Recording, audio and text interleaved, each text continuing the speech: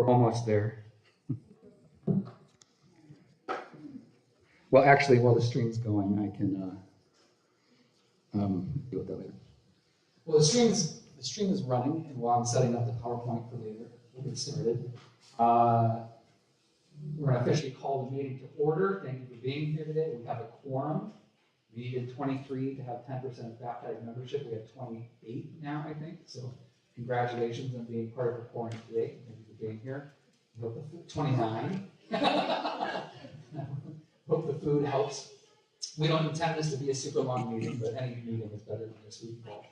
So as we begin, I invite us to open our meeting with a prayer. So the Lord be with you. And let us pray. Gracious God, we invite you to bless the works of these your people. Bless the works of our hearts and our minds and our mouths and our hands as we seek to do your will in the community around us.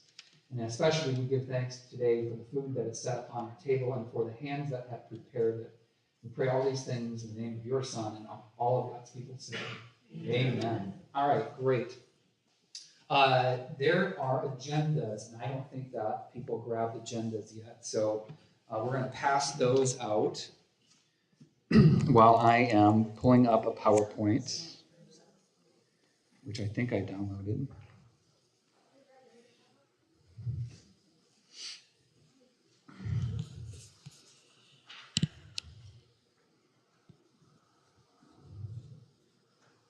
Maybe not. Okay.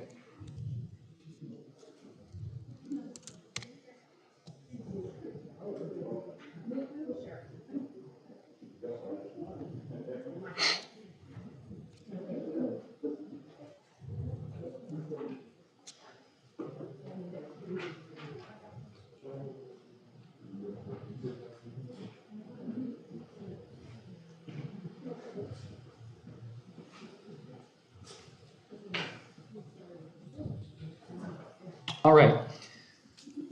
The minutes from the January 2020 meeting or 2023 meeting are on the first page of your agendas, and I want to shout out a big word of thanks to Mike, because when I was printing these, I messed up. Well, I didn't mess up. I kind of messed up, and for some reason, I put all the pages in the wrong order. So when the printer stapled it for me, it did not have them in the right order, and Mike went through with a staple remover and removed all the staples and organized them and put them back into a new order. So thank you, Mike, for that. Yes. Oh, yes, we do. Linda Seals, who is our council secretary, threw out her back earlier this week, and so we're looking for someone who might volunteer to take notes of the meeting and then send them to Linda so that Linda can put together minutes for the meeting. Is there anybody here so willing to do that? Don't jump at the chance. Thank you, Laura. We really appreciate that. Yay, Laura! Yay!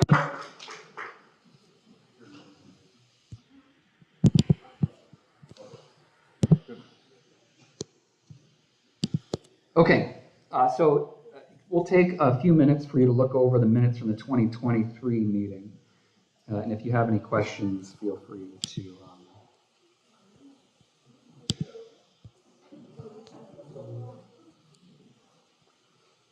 I can put the Jeopardy music on in the background if you want.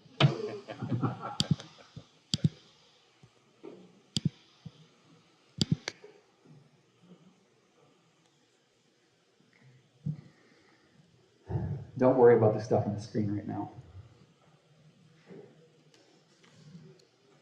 And when everybody's had a chance to review the minutes as presented, we would invite a motion to approve the minutes of the congregational meeting in January. But all in your own time.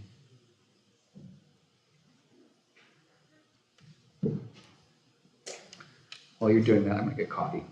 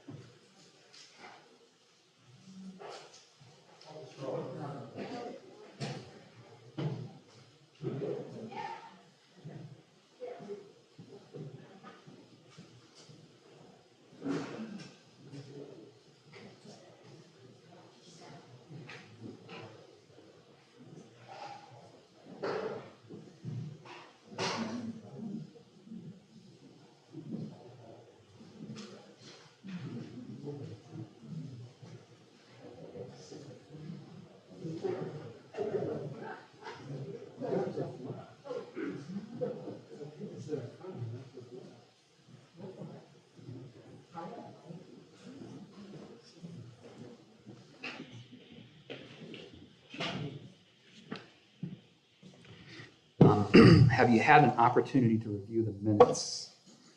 And is there anyone willing to make a motion to approve the minutes as presented? Motion by Carolyn Shaneman. Is there a second? Second by Matt Millenbach. And if you would, this would be a good practice. When you make a motion, if you could just say your name along with the motion. Not that I don't know it, but yes, yeah. So we have a motion and a second. We'll now go to vote. All those in favor of approving the congregational meeting minutes from January 2023 as presented, please say aye. Aye. Those opposed, motion carries unanimously. Okay, treasurer's report. I'm going to hand the mic to Mike. Okay, first of all, I want to say for the first half of the year, this has been an extremely generous congregation and has surprised me a couple different times in the months. So we'll just kind of review the first half of the year. I had just a shortened version here. Year to date, our total income is $138,441. Our forecast for that was $116,920. So we improved our income by $21,521, which was simply amazing.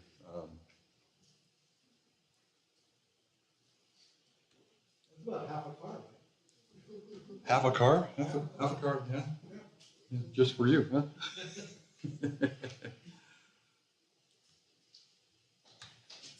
Okay, come on, computer.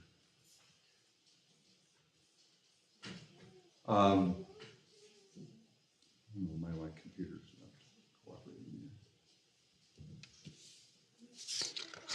Our expenses, I kind of outlaid some items on the expense side, and just notating some things that are of significance there.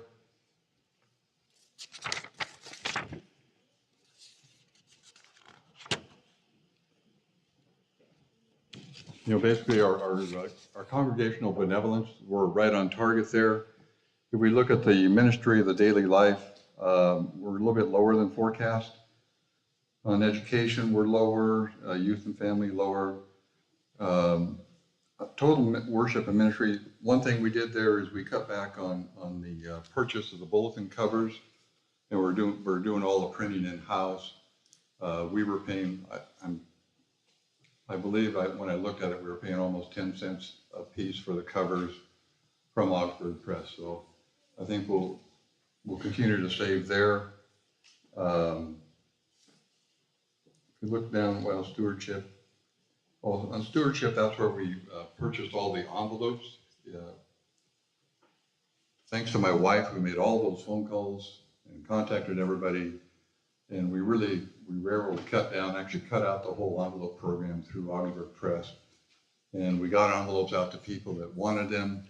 Most of the time it was just give me 12, of 12 months worth. Instead of, they used to send out one for every week, plus a lot of the holidays and other things. And so we were able to just cut that whole program out, which was actually pretty pricey, but we figured out a way to print some envelopes in the office, send those out to whoever needs them, whenever. Facilities and property, we just have not had a lot of facility maintenance occurring. Although a shout out to Andy and Paul, who work tirelessly in the men's bathroom to take care of urinal issues where we don't have any more flooding. we just about flooded Linda's office out of existence. So. It sounds dirty.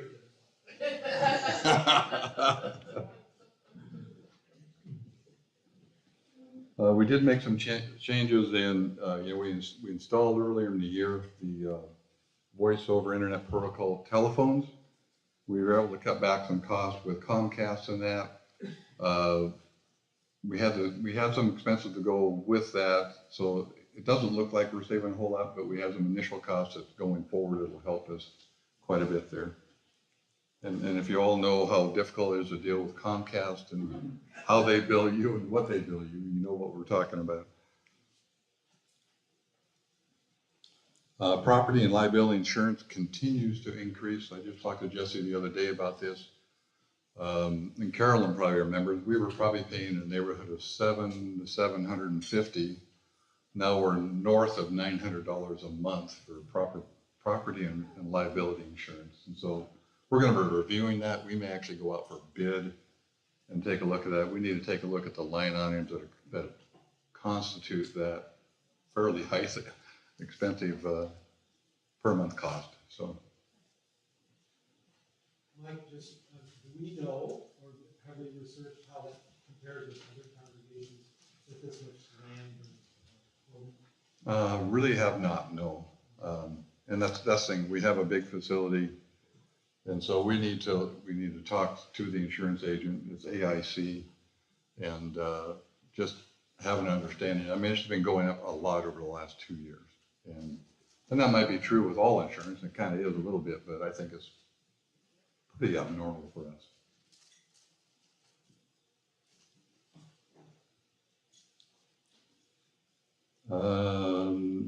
Just kind of, that's the line items there. My executive summary down there, you know, we started out really well. We did have an annual gift of $11,000 in February. It's kept our revenue on track. Our expenses are about $2,500 better than what we had forecasted. Now that's a good start. But if you know a church, you know the revenue stream goes like this on a curve. You know, it starts out here and it dips down for the summer, and in the last 2 to 3 months it'll come back up normally. So we've tried to forecast that, to try to match that as much as possible. But if you remember last year, we really missed at the end of the year. So we're hoping through all the cost savings that we've been doing that we can maintain that and maybe eliminate. If you remember the annual meeting, we have budgeted a deficit again for this year of around, I think it was around $24,000. But we want to eliminate that. We want to find all the cost savings we possibly can. We've been looking at every line item, everything that we're doing. We've eliminated things here and there. They're not real expensive things, but they're things that mount up over time that have been here just kind of forever. Questions on that, where we're at? You know, we're sitting relatively in decent shape. Mike, I think you're doing a fantastic job of pinching every penny, and I love you. Trying very hard. You know, we're tracking the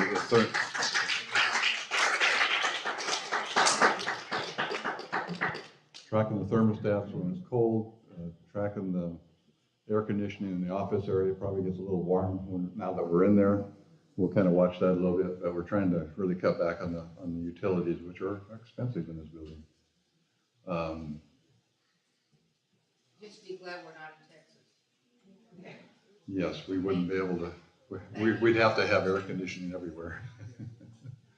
All right, questions on where we're at year to date, going forward. And I think going forward, our projection's almost a wash. I have a question. Who's doing janitorial now? Is Stephanie not doing that anywhere, or family? There's an LLC company that's headed by Stephanie's mom that's still doing the janitorial. That's $1,000 a month. And we're going to review that as a potential cost savings if we see necessary. That means we're going to have volunteers step up, pick up different things within the facility if that's something that we have to cut back on. So, any other questions? So, deficit last year, deficit this year. How is Jesse getting paid, or will he get paid? Will the lights go off? How long do you do deficit? Well, we're hoping that we don't have another deficit this year. Right now, we're tracking that we won't. You know, a full budget out there would say that we're going to have the full budget of expenses, full budget of salaries and everything. We might be in trouble by the end of the year. Right now, we're tracking that we would almost pretty much break even. Because we're above projected giving. Yeah. Now, with Stephanie, we've got a group of volunteers that will take care of the admin job. So that salary will not be there to the end of the year. The community outreach, that salary will not be there either. So we will save those 24 hours a week through the end of the year in salary. Now Jesse's going to get paid. We're still paying the music director. We're still paying Kit. We're still paying accompanist. And still paying Linda. And still paying Linda. And April. And April. Yeah. Did I answer your question? Probably not. Well, part of it, yes. Is the corner property paying its way? That is $1,000 a month rent right now. I don't know if you want to speak to that or not. Yeah, so, and again, reminder, Stephanie's rent is actually $1,300. She gets $300 back for doing lockup.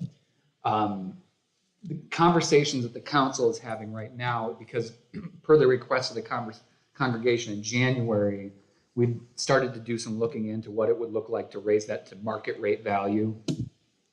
One of the realities, though, and those of you who have worked on the corner property might appreciate this, is that the amount of work that we would need to do to get that property worthy of market rate value is significant. We don't have any firm plans. We haven't gone that far. We've had other moles that we've been hitting. Kind of where we're leaning, though, is exploring other use, or whether it's a sale of that property or whatever. Just because, to put it shortly, it's going to cost a lot of money to get that place back in the kind of shape we would need to get it into to rent it out at the market value. And looking at the long-term, outlook for the congregation, I don't want to put words in anybody's mouth, but I think the prospect of having to provide maintenance and support for that property in the long term is daunting. Right? That I'm not saying that we're going to sell it this year. I don't know. One of the things that we're doing is making sure that we get a year lease or some term of lease signed with Stephanie, so that she's got a guarantee of housing at least for X amount of time. But she is staying in that home at least for the foreseeable future. So, but I had a conversation with her and just kind of told her, don't count on this for forever. And I don't think she is. So. Any other information on the city and what their taxing situation with sewers and parking lots and having to deal with all that, or any possibility of those changing in the year? So if we're okay with it, I would like to speak to that in the pastor's report. Yeah, because I that's on my docket. Yeah, we're still paying. We're still paying in our water bill $1,300 a month for drainage on property. Yep. So that's been there, and that's something that we have been talking about within the council. Is that for rain? Yeah. Rain. For asphalt. We haven't had rain for a while. But yeah. I know. Yeah, but shockingly, the city continues to ask for our money. Yeah. Stormwater, yeah. Yep. Oh, so The more asphalt you have. Yeah. Yep. It's impermeable. Yeah. if we tore it up and put a big park out there, That goes away. Yeah. Or put in forest pavement, which is very expensive, Yeah. and that's great. Yeah. Are there any other questions about the treasurer's report as submitted, or otherwise I would entertain a motion to approve the treasurer's report as submitted? What's your name, please? Paul Daniel, motion, second by Beth Lilly. Thank you. We have a motion and a second. All those in favor say aye. Those opposed? Okay, motion carries. Thank you for approving the treasurer's report. You can take a load off, Mike. Since it already came up, let's talk about parking lots and stormwater and other stuff. Yep.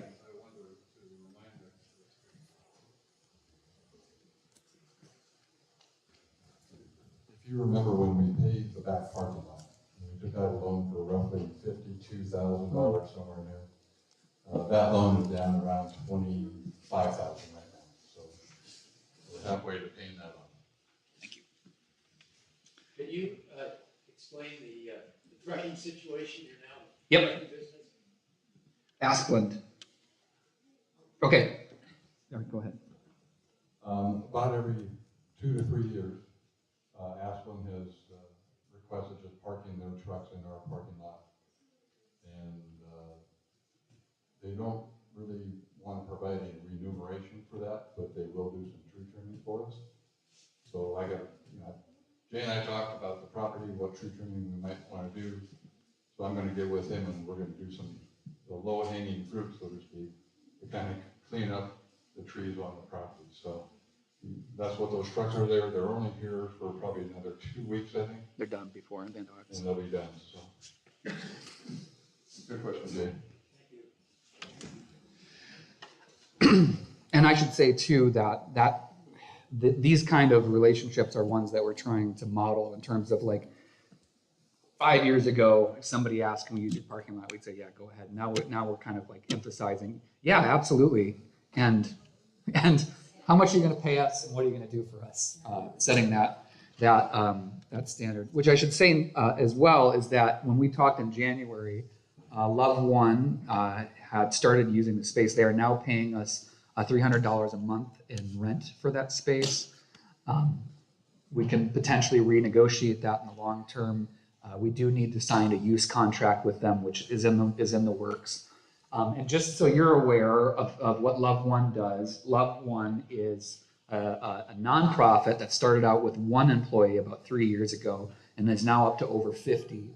And they do a lot of work in service providing for the houseless population and the folks that are camping. So like Love One organizes the laundry night that when we were running the clothing closet, that's where it was going, in and amongst a bunch of other services.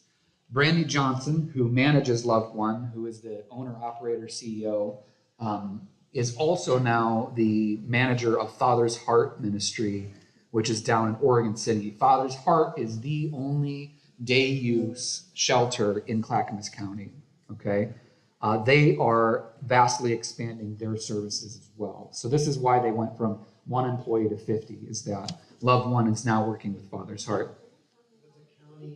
And so, yes, and the way that they get almost all of their income is by county contract. So Love One is under contract with the county to provide all these goods and all these services. And they're expanding. So they're actually in the process of, hopefully, knock on wood, building another day use shelter in Oregon City, down in the kind of industrial part of Oregon City. So they're growing.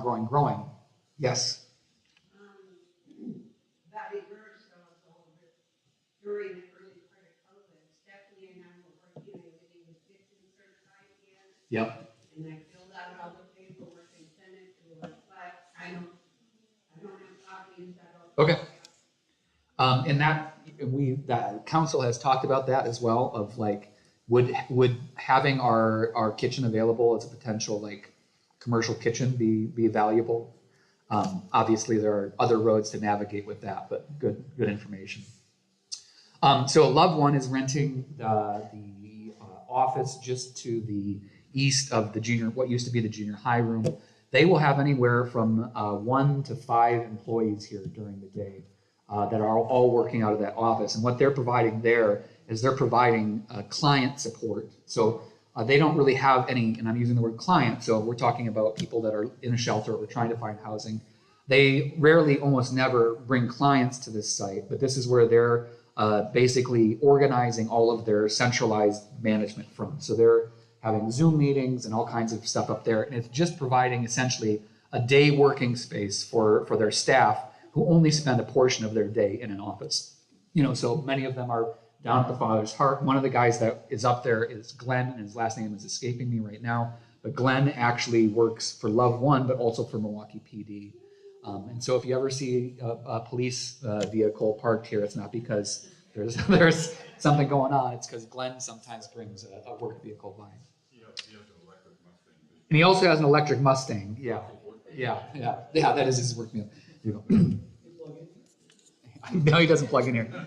And just that might be obvious, but that is a relationship that we would love to continue to encourage, which is an opportunity for me to talk about. So Stephanie was done here as of August 1st.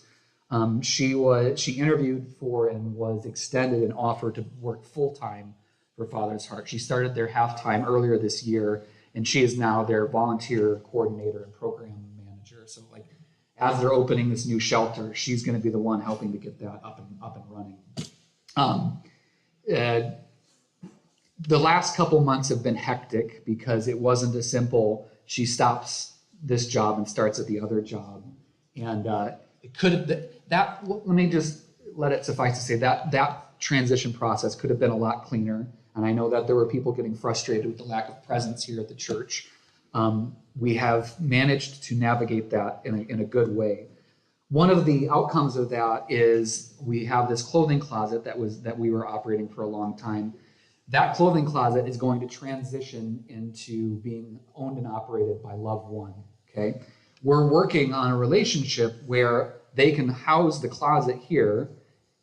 We can move all the clothes that are in storage here. We're talking about using some of our fundraised outreach funds to build the building that we were hoping to build. But that would be totally operated by Love One. We wouldn't be doing any clothing intake. We could have volunteers participate in taking the trailer out, but we don't need to. When I get back from vacation, that's going to be the conversation that we'll be having with Brandy from Love One. One of the cool things about this is something that Stephanie created, and it gets to continue to exist. It has extreme value to this community. That was kind of one of my questions that I asked Brandy when she and I met earlier this month is, does that have value? And the answer is yes, absolutely. They're constantly using those clothes for their clients. So that's just kind of one example of how we're hoping to grow that relationship. What that means in terms of funding support either direction, I don't know. I mean, again, we're going to sign a use contract with them. I don't think 300 is necessarily representative of the going rate for office space right now, but let's start by having something and then grow towards, And one of the conversations that I had with Brandy was, hey, long term, you've got 50 employees now. If you're looking for office space, we've got a couple more rooms up there. Maybe you would want to rent out the rooms.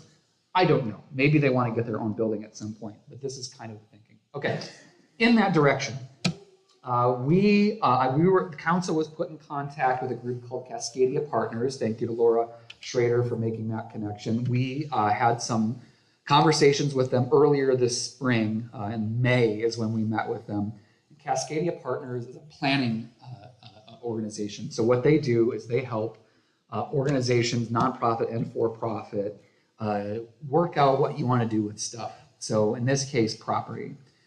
We haven't signed anything with them yet because there's a not insignificant price tag that goes along with hiring somebody like Cascadia to consult with an organization like ours.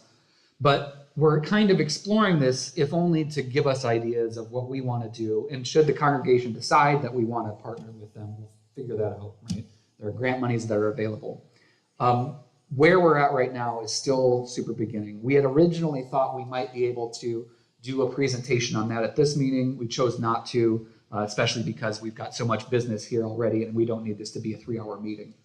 The intent is that sometime in beginning to middle of September, so maybe the week or the second week after Labor Day, we hold a special congregational meeting where Cascadia will kind of present some of their ideas to us, and or we as a congregation can begin to talk about what do we do with our big parking lot that costs us a lot of money and we don't really use except to park Asplund trucks on it every once in a while, right? And it's a follow-up on the conversation we were having back in January. So that's going to come in September, okay? And again, the whole point of this is thank you for your generosity in giving this year. I don't know if any of you are going above and beyond to contribute to help with our budget. But regardless of our generosity this year, just looking at the long term, we are a community that is the opposite of outgrown. We are a community that's in a building too big for us on a property that we don't use.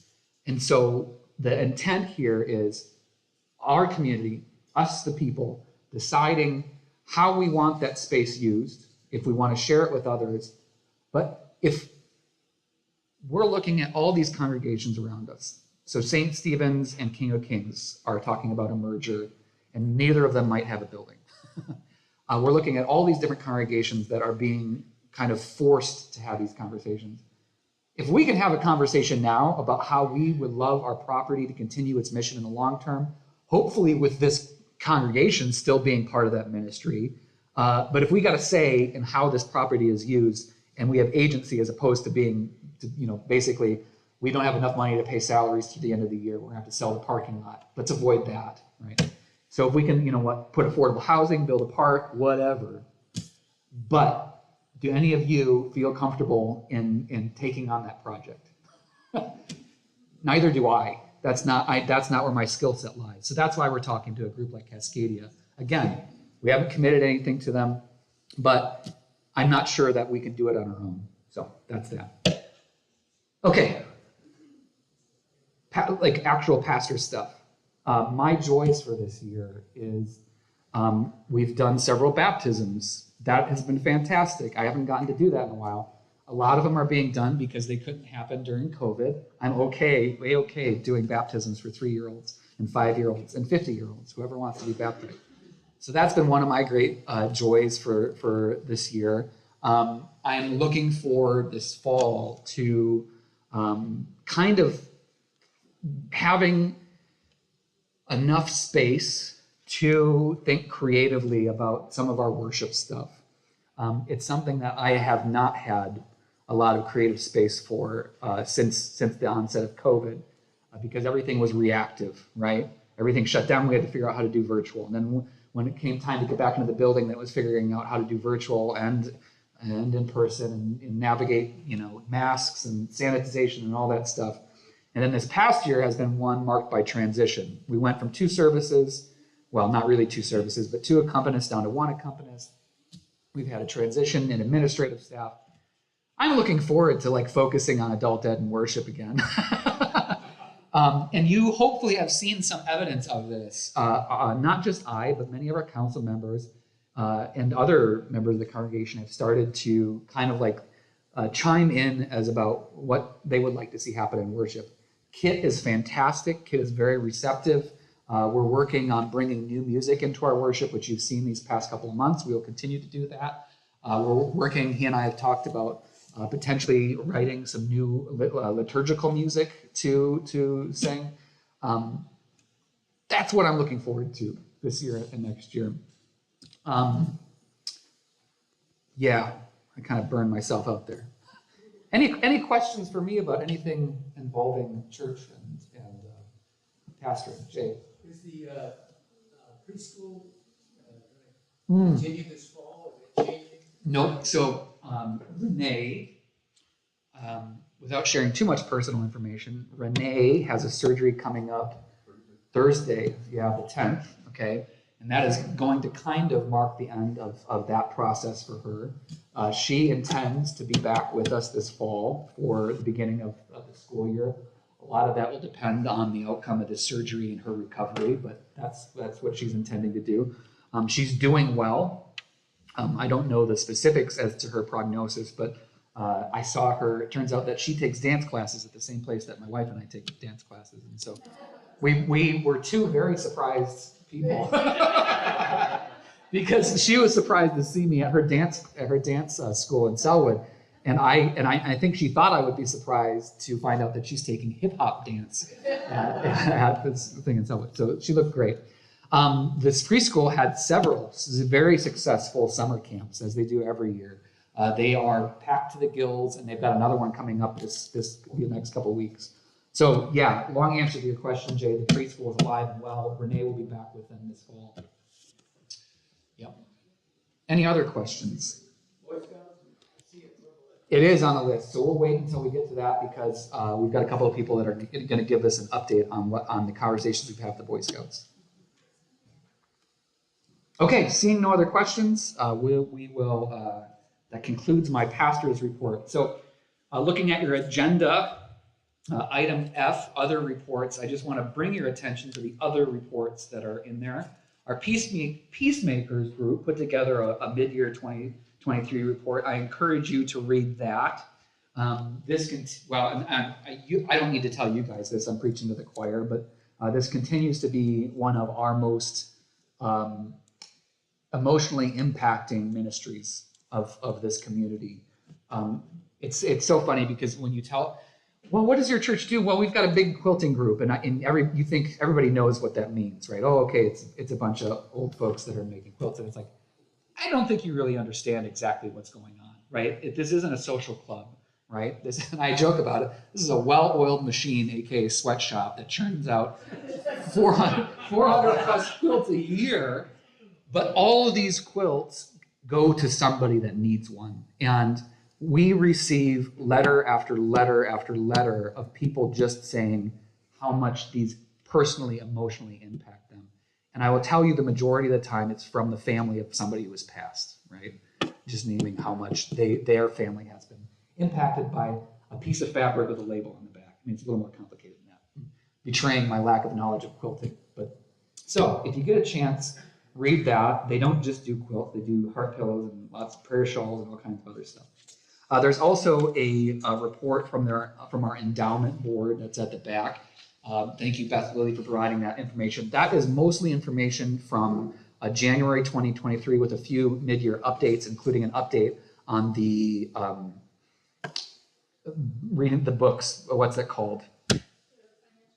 The audit. Thank you. The audit of the financials for year to date. So there's that as well. And I'm sure if you have any questions, Beth or one of the other endowment board members would be happy to talk to you about that.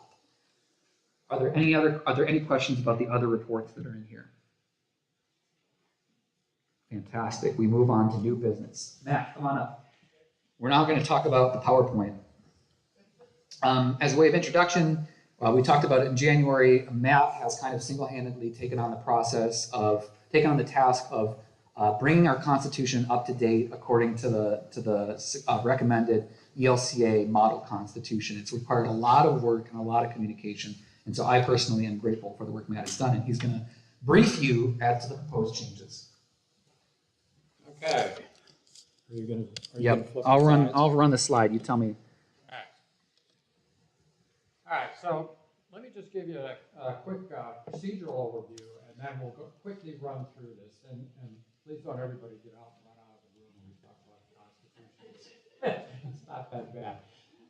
So what happens is every 3 years, the ELC updates its master constitution, and then that's passed down to the Senate, and in turn is passed on to each congregation for them to update their constitution. We're supposed to do that every 3 years. We actually haven't done it here at Milwaukie Lutheran since 2008. So what happened this year is that when we got the ELCA Constitution, and I got to looking at it, I had a funny conversation with my wife Linda. I was thinking, maybe we ought to get this done. It's been 15 years. I said, but I don't know if I want to do it. She says to me, why not? She said, you're pretty good at that Mississippi stuff. So I said, okay. All right. So anyway, so here we are. I've got ahead and revised our Constitution to bring it in line with what's called the ELC Model Constitution, and it has been approved by the Senate review. So what we need to do today is for you all to vote to approve this update. So instead of this thing is really thick. I mean, this is a lot of wording. So instead of going through all that, I've done this PowerPoint. I'm going to quickly run you through it. The Constitution is organized into 20 chapters. And then most of the chapters are what are called mandatory wording. In other words, you take the wording directly from the ELCA Model Constitution And those are the exact words that you have to use. So there's really nothing for us to do other than plug them into our Constitution. The others are discretionary. For example, number one is the name and incorporation of Milwaukie Lutheran Church. So every congregation will have its own name in there, and it'll say we're incorporated in our case in the state of Oregon. So that's what makes them discretionary. They're the words that are specific to that organization. We also have bylaws, and we also have continuing resolution. Those are all discretionary, and we have not changed any of those. So those will be next year's project when we get around to working on them. And those actually have a lot more influence on the day-to-day operations of our church. Okay, the first 5 chapters only had a few changes: the name and incorporation of the church, the confession of faith, the nature of the church, statement of purpose, and the powers of the congregation. Very little to do there. The next chapter, 6, is church affiliation. What this does is this had some big changes. It enables congregations to call pastors from church bodies, which the ELCA has a relationship of full communion. And I think if you've met the pastor over at King of Kings, Josh, he's actually an Episcopal minister, right? So, but because of this provision, the ELCA is able to have him leading up one of our congregations. Yeah, and to clarify there, prior to this change to the Constitution, pastors from full communion denominations could serve, but it was more like they were on loan than being called by the congregation. He's great. Yeah. Okay, so the other thing it does, it sets out the process where a congregation might sever its relationship with the ELCA. And then third, it sets out the process where a congregation might move its site or add an additional site. So this is the kind of thing that, in a changing church, we might see some. All right, chapter 7, property ownership, provides for the transfer of property if the congregation ceases to exist. And basically what this means is that if our church were to go out of business, or any church, the property would go to the synod, and then the synod would, have to decide what to do with it. Okay, next chapter. Here's a change in the membership provision. A few years ago, Linda and I went down to Arizona, and we went to Christmas service at a Lutheran church there, and it was packed. This was in one of these old retirement communities down south of Tucson. It was full of people. We realized that almost everybody in there was probably from another church from up north. Minnesota.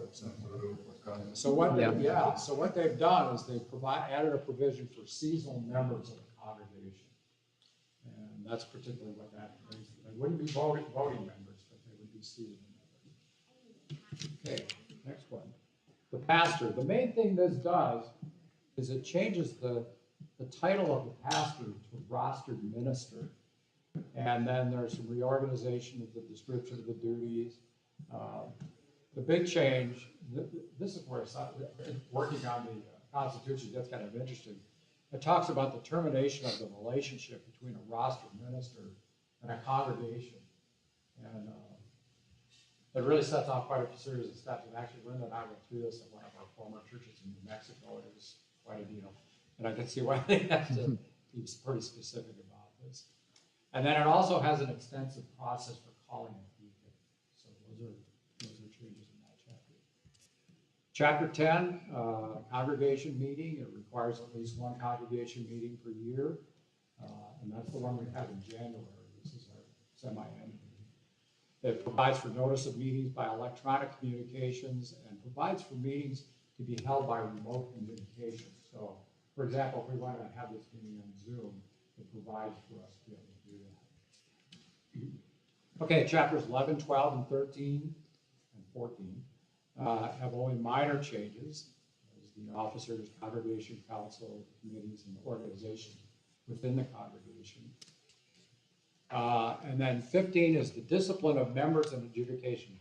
If you feel the need, if you're really bored someday, read this chapter.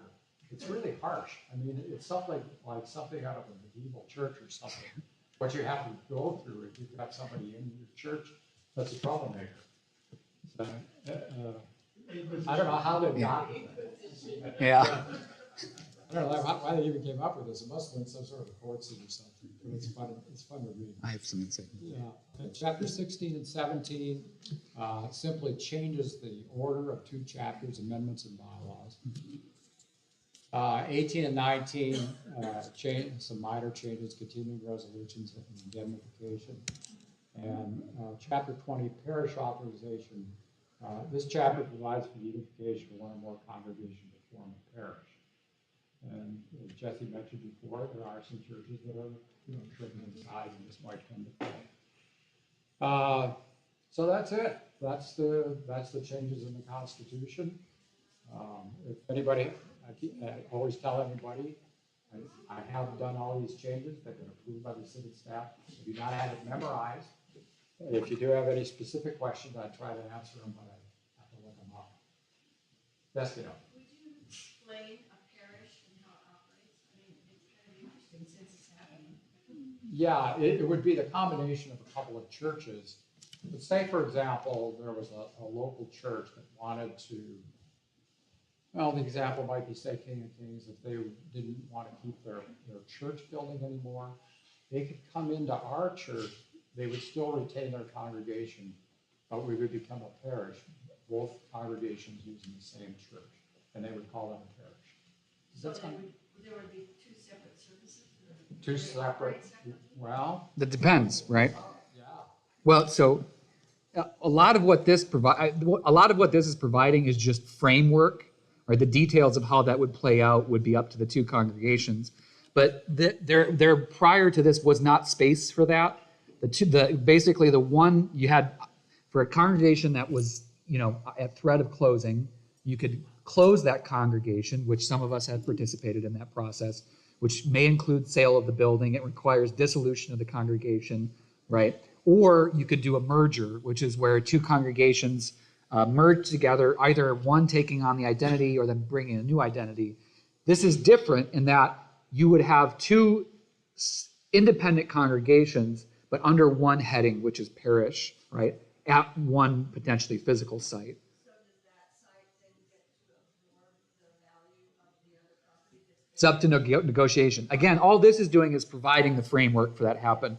And it's not even necessarily saying this is the preferred method. It's just saying here's yet another avenue for churches if they want to go that direction. Yeah. So you might not have to give your property to the other church that moved over to the synod. Might not. I don't know. Yeah, so that was my question. You just said if you dissolve the property accounts go to the same, but you're saying you can sell your property? I don't get that. If No. the church goes out of business, the property goes to the synod. Yes. You could sell your building or Yep.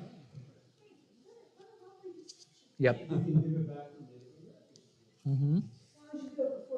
as long as you do it before you dissolve. As long as you do it before you dissolve. That's what I'm wondering. Yep. And also just a historical note, all judicial functions were part of the church before they became separate. So Yes. that's why you have Yes. provision. Yes. Okay, any other questions?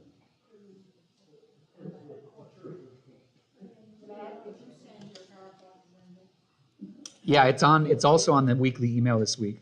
Yeah. Yep. All right. I'll take over the motion and all that stuff. Okay. Thank you again, Matt, for all your work.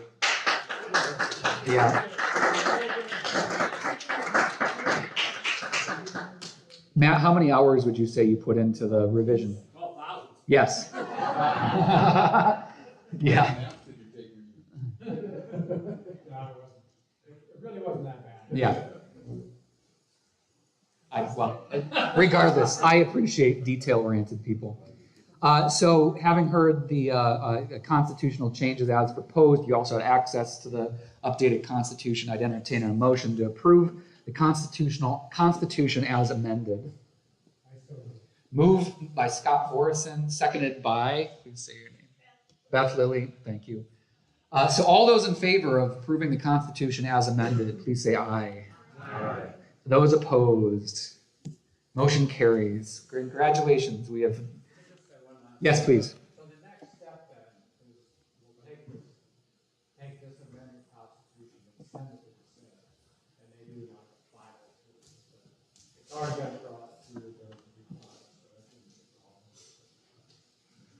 And that does not include bylaws, or does? It does not include bylaws. Bylaws is, follows, you can find out about this. Yep,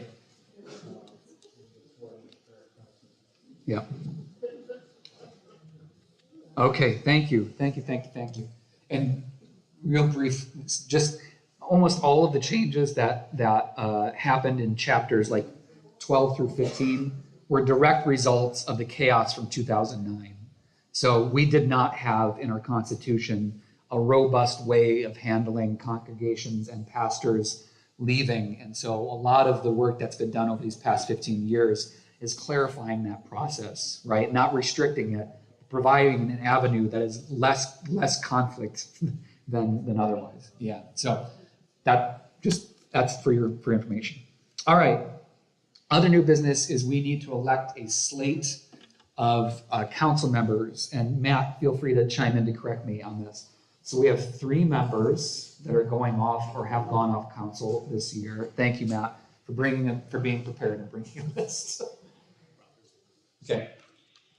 So we're saying goodbye to Corey Jenks Elliott. Corey, who is unique, and not just because of her ethnic heritage, but also because she was the first council member ever that became a council member before she was baptized in our congregation due to a gross lack of oversight by your pastor. So I want to say a big thank you to Corey for her service. Her brother-in-law, Jeff, who is our current president, also is going off council, and so he needs to be replaced. We have a couple of council members that are coming on that one of them already came on. So Ruby Inman has been serving in the role of advocate for the past several months. And so she's included in that document. But here is the new slate of council, not appointees, council persons that is being proposed for approval. So in the role of president, Matt Millenbach has agreed to take on that heavy duty. Not trying to intimidate you at all, but so Matt as president. Paul Daniel is going to step into the role of vice president. Paul also came on earlier this year as an advocate for our council. Linda Seals is going to continue in the role of secretary. Mike Hagel will continue in the role of treasurer. And then, yes, thank you. And then our advocates, we have a list of 5 advocates, which Jill Soley continues in the role of advocate. Gabe Jenks, Corey's husband, continues in the role of advocate. I already mentioned Ruby. And we have 2 new additions to the council, which are Laura Schrader. Thank you very much, Laura, for agreeing to serve in that role, and Beth Lilly as well. So that gives us a total, finally, now of 9 council members, which was our original strength back in the day. We've been operating anywhere between 7 and 8 the last couple of years. So that is our slate as proposed. Any questions as to the names on that list? Great. Since this is a slate approval, we do not need a ballot because there are no contested positions. So I would entertain a motion to approve the slate of candidates as proposed. Okay, Andrea Daniel, you want a second? Cheryl? Second by Cheryl Regnoni. Thank you. We have a motion and a second. All those in favor, please say aye. Aye. Those opposed? Okay, motion carries. Thank you and good luck, and I'm sorry. No. We have one final piece of business. Matt, do you want to come back up, or whoever is involved in this? We had a question earlier about the Boy Scouts. Matt's going to give us an update as to what's been going on with them.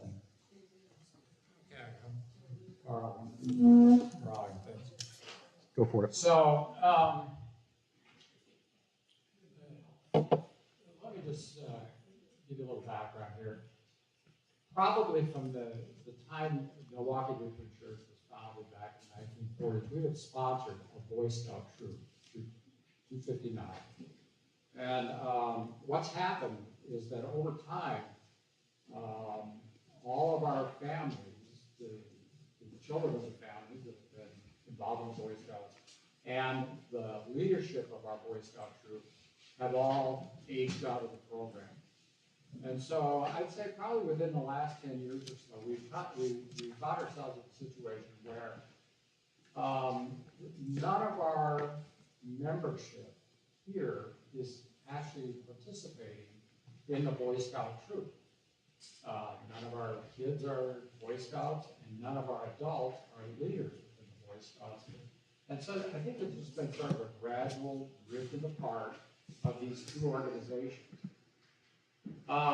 which has led to sort of a lack of communication. What happened was last winter, I was asking about what kind of agreement do we have with the Boy Scouts? Do they rent our space, or what's the deal here?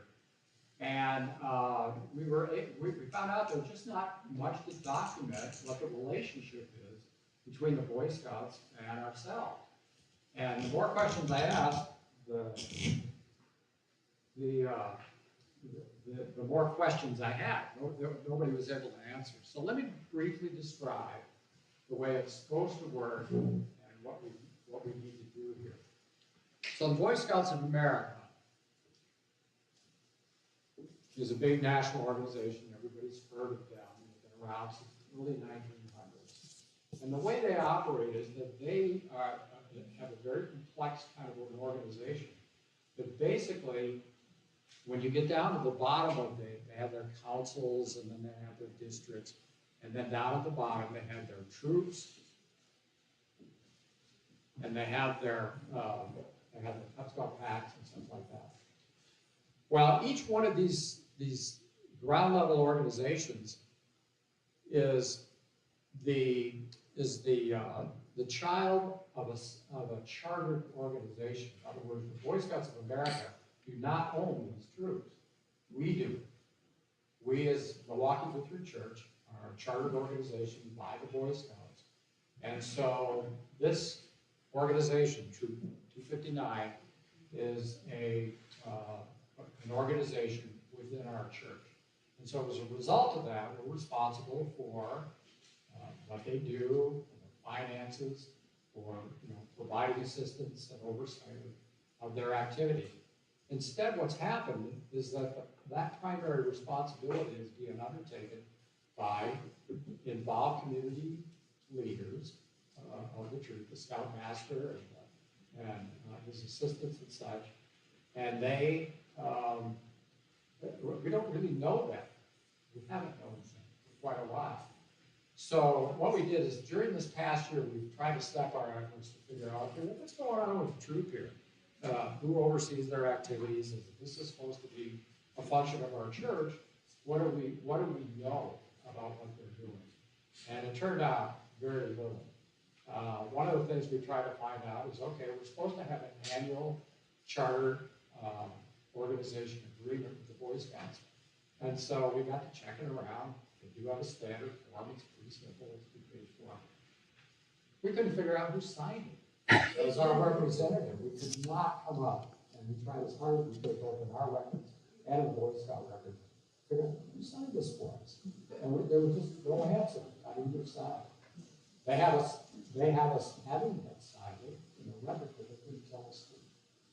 So finally, we took a step back and said to ourselves, this is a discussion among us council members, was what are we going to do with this? I mean, we either have to own this organization or we don't. And so we've had a number of discussions with the Boy Scout leadership at the troop level and at the district level.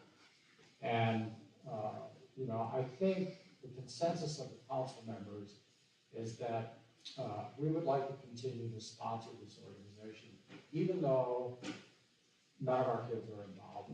It is a community service that we provide. I think a lot of you who were at the barbecue here about a month ago, a lot of the people that you might not have recognized as the families of the Scouts. And I think it's fair to say everybody on the council feels like we'd like to try to continue this so that we can continue to sponsor these families in our community. So we need to do two things. One is we're already working on is a set of simplified procedures that will put us into compliance with our charter. And they're simply like monthly reports on what they're doing, quarterly reports on their finances, and that kind of thing. And then the other thing, and this is where we're kind of having a problem here, is that there needs to be one person from our congregation charter organization representative called the COI. And that is the primary person that sits in here and makes sure that the activities of the troop are being coordinated according to Boy Scout standards and to keep our organization in the loop as to what they're doing. And, you know, things like designation of the Scoutmaster. How does that get done? Who is that person? It could be from the family organization, but we should know who that person is before we go ahead and approve the appointment of the Scoutmaster. So, from our end of things, we need to get a volunteer to do this. And Scott and I have been talking about it. Scott's kind of filling the role for now. I don't know if you can say how you want to. Well, I said I would if there were nobody. Fulfill the role, but I am not a particularly good candidate because I'm most of the time not here. And this representative should participate at some level in the group's activities. Attend the meeting, for example, or even go on a trip. Something I could do, but again, not frequently or often enough to not And what we're trying to do is simplify the things that the representative has to do. So it's not an overwhelming job, but at the same time, it's not a rubber stamp kind of job either. It's something that you have to do.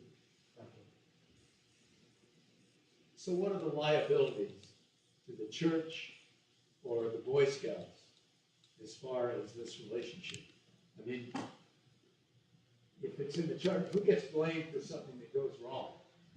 Well, that's a good question. That's why we need to have the representative. I mean, so it's say there was an potential. Any of the investigations that have happened we all know about the Boy Scout situation along with the Catholic Church situation. You know, all that has, you know, doesn't mean it's happening here at all. But it can be very tragic. I can speak to that, yeah. So, in the wake of all the legal stuff, both the ELCA and the Boy Scouts, not just the ELCA, but other denominations that have been chartering organizations for the Boy Scouts, the precedent that is established is that we are not held responsible for past liabilities, for past allegations. I haven't really gotten necessarily a clear answer on what that would look like in the future.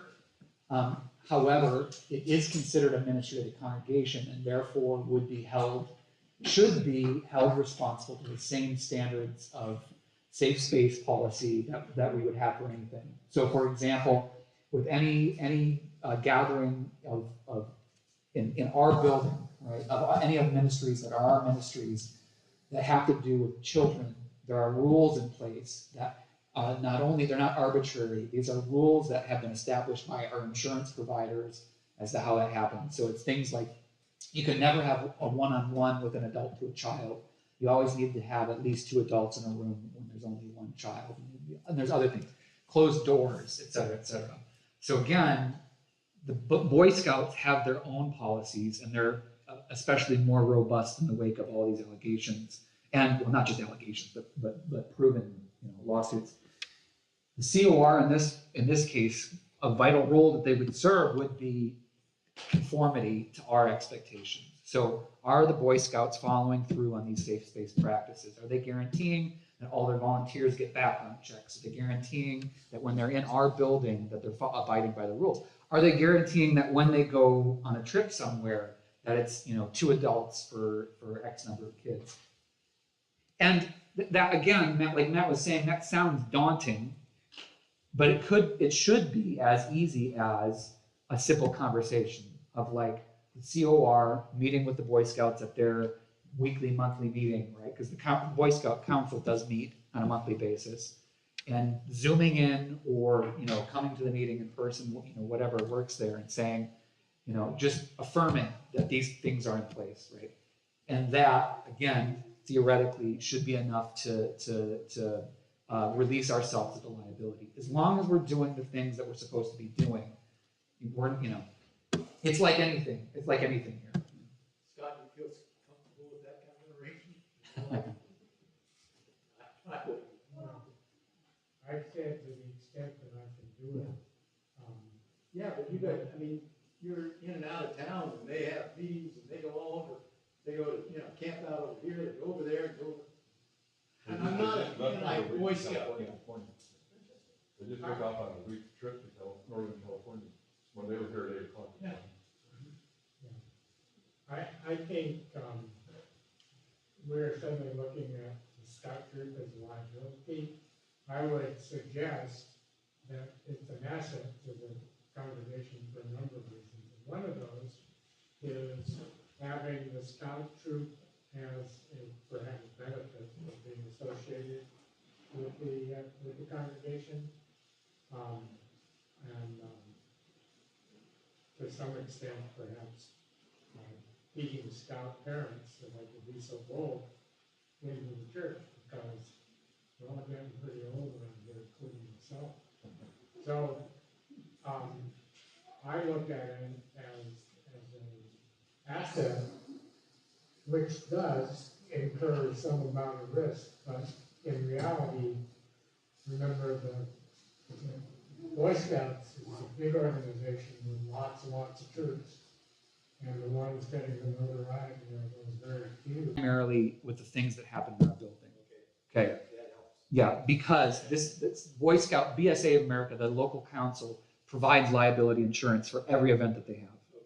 That in fact is the number one requirement that is on the yearly document that gets signed, that they have to have liability insurance.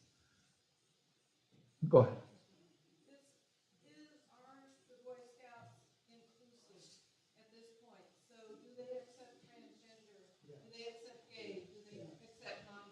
They do, yes, and yes, and now girls are and yeah, yeah. They have a welcoming statement.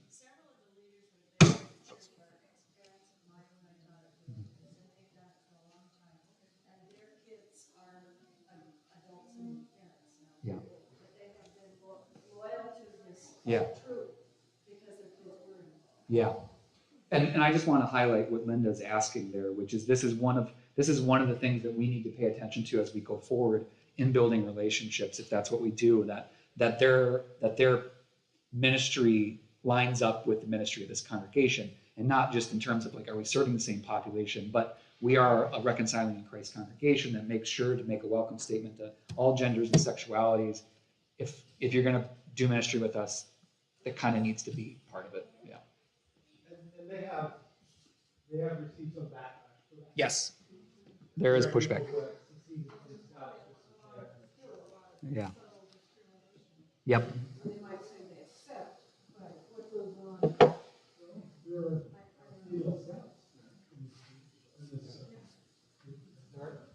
There are actually two organizations involved here. They do have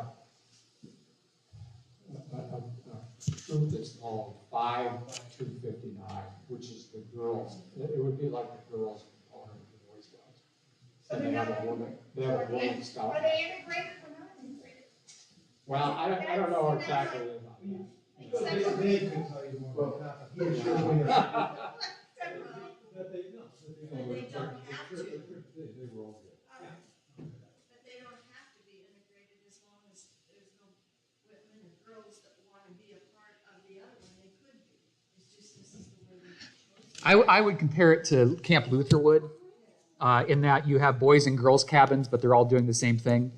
And that's my impression of it. I think it would be great to have maybe David Raisel come in and explain exactly how that's functioning at some point.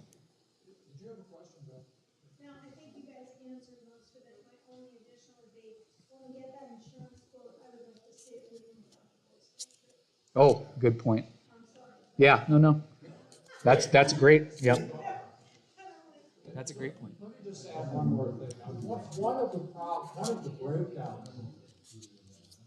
One of the breakdowns in all of this has been, this is the Boy Scout troop is a volunteer organization. Very much so. And we've had trouble getting information from them on what they're doing. So this would be actually one of the things the representative is probably gonna have to hound them on a little bit to get those, when we come out with this procedural step that we expect them to follow, is to get them to follow it. And,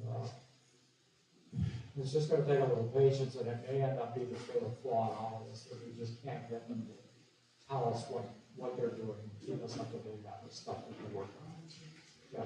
I think that's to my question is, I'm not really comfortable with you asking them, are they in compliance, and they say yes, and drop it. If there are procedures in place, like the cleaners have to have background checks, cleaning copies of the background check or something, so Yeah, yeah. that it's actually completed. Yeah. Not that they're just saying, yes, we did do this. Yeah, That's one thing, documentation. And then, so my understanding was that if we were ministry of the church, we're supposed to be in charge of the finances. Is this true or not? that is true. Yeah. Over to Val. Oversight. So again, you say, oh, but, yeah, I mean, I'm a little We've concerned not, about. we've not seen, email Well, or, yeah, I mean, like there's, my concern is really in the assumption, right? If they're a ministry of the church, and we're going to accept them and try to work with them as a ministry of the church, then we're gonna have to do some work, but they're gonna have to do some work. I mean, to be comfortable, that's how this is. going forward with any organization within the church.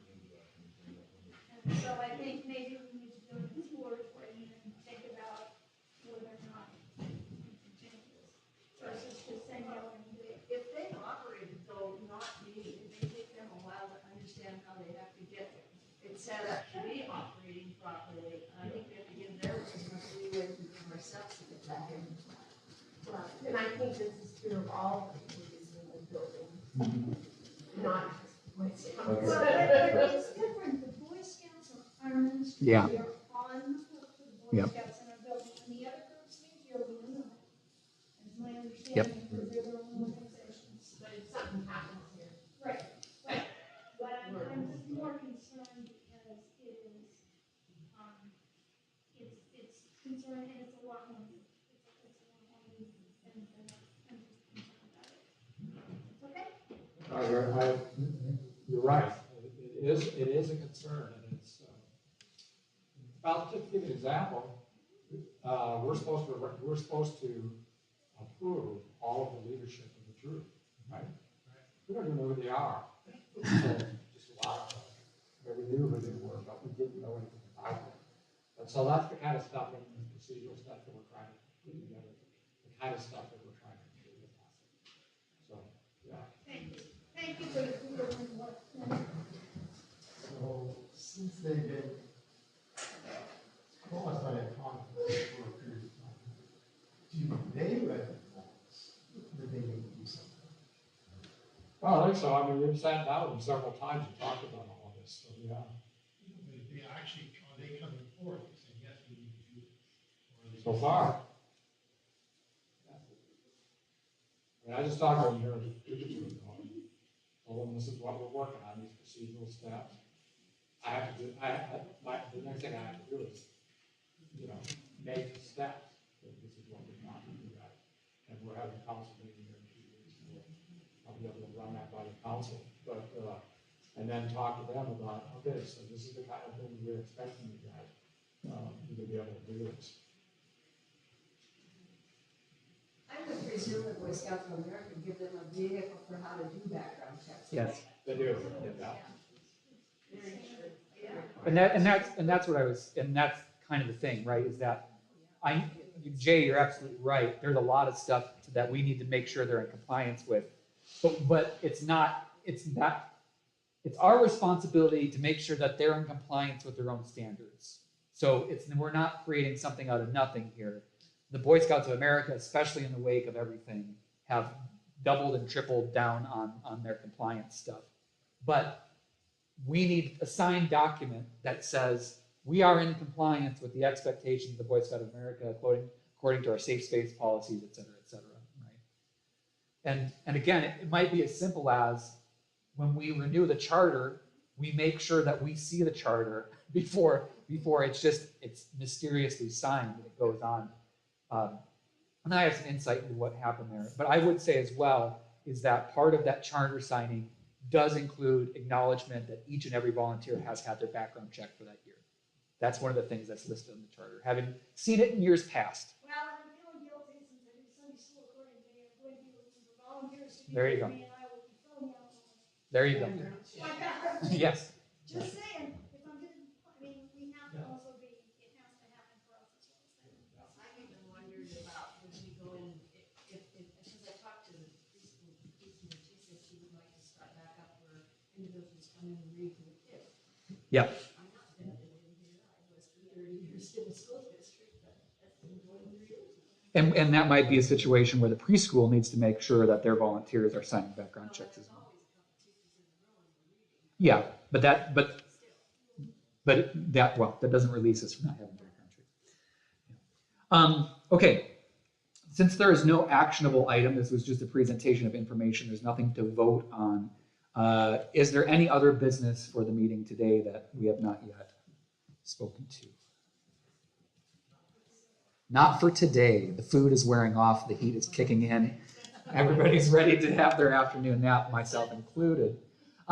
So I have to adjourn the meeting because the new council does not take effect until the close of this meeting. So even though we elected our new representatives, Matt isn't present until I close the meeting. So I'd be willing to accept bribes to keep the meeting open. No, I'm just. Okay, I have a motion to adjourn from Mike Hagel, a second by Paul Daniel. So the motion has been made and seconded. All those in favor of adjourning today's meeting, say aye. Aye. I'm not going to give anybody a chance to oppose. No. Those opposed? Okay, wonderful. Let's close with the Lord. Before we close, there's some leftover wraps that you can put in the plastic bags. Wonderful. Please take food. Please take food. Let's close with the Lord's Prayer.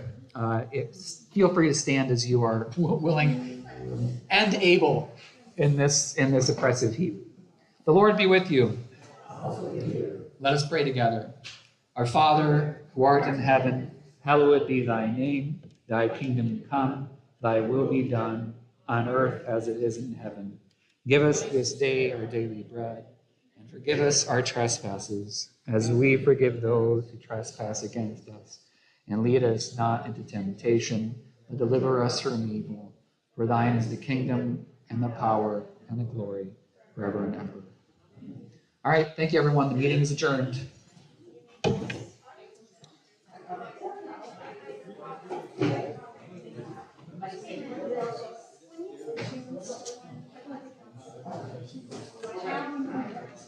I get the Spring Bud Award.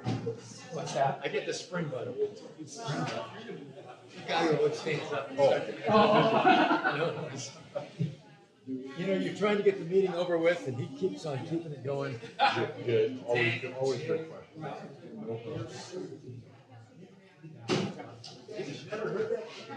No, but that must be an Army term. Marine Corps. Sorry, I apologize. Still have access to